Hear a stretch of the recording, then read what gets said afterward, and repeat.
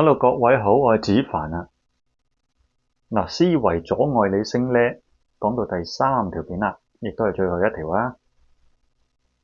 嗱，之前呢就討論緊一啲免費平台嘅問題，同埋追求免費平台嗰個思維嘅問題。咁相信呢唔少網友啊開始了解問題嘅嚴重性啊。然而啊，部分網友啊可能仍然有啲迷思。明明有啲好多免費平台啊，點解集中去嗰啲俾錢嘅付費平台呢？咁咪好蝕底咯。咁喺呢度就繼續分享下啦，希望幫助大家調整嗰個思維。嗱，諗翻以前互聯網呢都未算係極之盛行嘅時代啦，即係可能後生仔冇經歷過，但係年長少少就大概知啊。未有 internet 嘅時候，咁當時呢有識之士就習慣俾錢去訂閱一啲報章。當年就算係較有質素嘅報章呢，就包括啲明報啊、信報啊、經濟日報啊等等啦。咁入邊又有唔少專欄作家呢，就對嗰啲正經時事啊作評論嘅。咁佢哋可以喺嗰個報章嗰度寫格仔呢，都總算係有啲能力嘅。質素亦都有報章嗰個總編輯把關。咁當年呢，每日能夠睇到或者讀到一啲有質素、有價值嘅文章，咁就要俾錢啦。咁每日俾10蚊、8蚊。咁當年啲讀者呢，非常之樂意嘅，亦都覺得係理所當然嘅。咁今日大量嘅劣質嘅免費平台出現吓，咁個問題之前嗰條片都講過啦。咁喺呢一個咁嘅情況，俾啲錢保障嗰個清泉啊，其實更加值得㗎。好啦，講到付費平台，咁由於要俾錢啦，網友就會相當計算啦。咁計算本身就冇乜問題嘅，只可惜好多人呢都計錯數，因為佢哋就集中計細數、計死數。瀏覽啲免費平台就唔使俾任何錢㗎嘛。咁就代表最划算啦，最抵啦，因為1蚊都唔使俾。但係當計入埋時間成本以及嗰個思維被破壞嘅成本呢，其實係好唔值得嘅。但係呢啲嘢呢，就冇即時嘅金錢損失嘅，咁好多人就會忽略咗。若果以投資角度去看待付費平台呢，邊啲嘢先值得呢？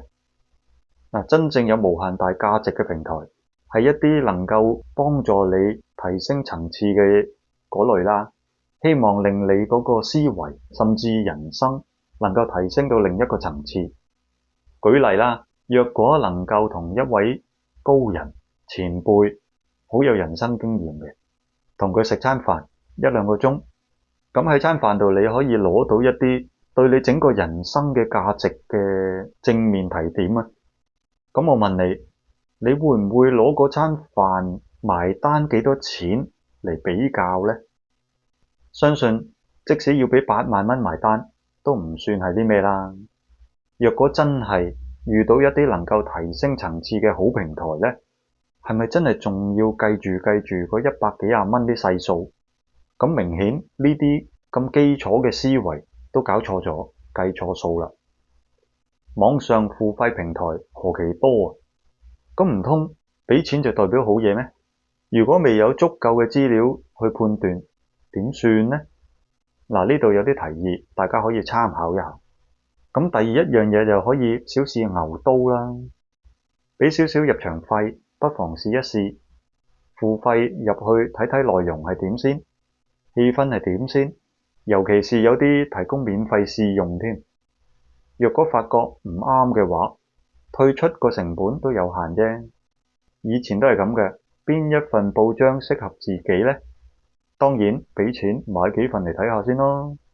揀定咗之後，先至再做長期讀者，過程損失有限啦，幾蚊啫嘛，亦都冇咩唔妥啊。第二樣嘢就可以睇睇付費平台入邊個牆咧，持續人數有幾多啦，同埋穩唔穩定啦。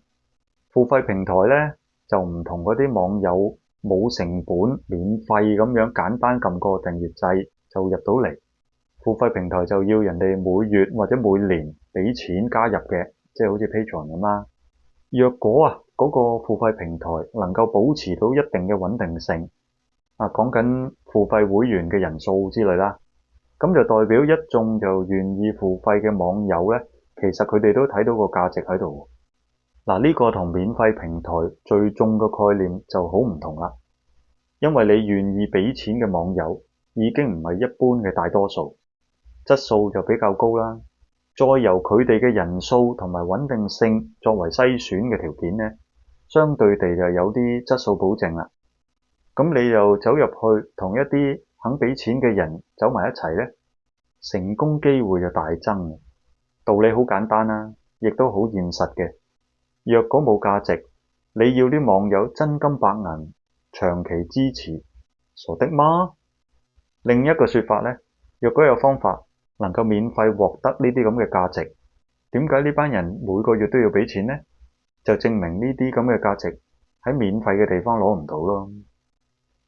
小弟嘅平台呢都係收費嘅，咁收啲錢呢個目的呢，主要就係用嚟篩選嗰啲網友啦，將啲劣質嘅網友隔絕於門外啊。